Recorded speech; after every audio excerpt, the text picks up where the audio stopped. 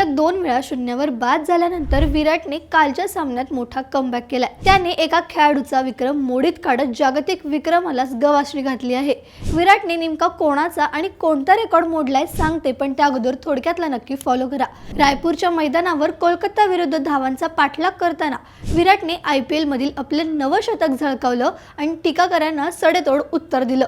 या ऐतिहासिक खेळीसह विराटने T20 क्रिकेटमध्ये 14,000 धावांचा टप्पा पूर्ण केलाय। सर्वात महत्त्वाची गोष्ट म्हणजे क्रिस गेलचा सर्वात जलद 14,000 धावांचा विक्रम आता मोडीत निघालाय।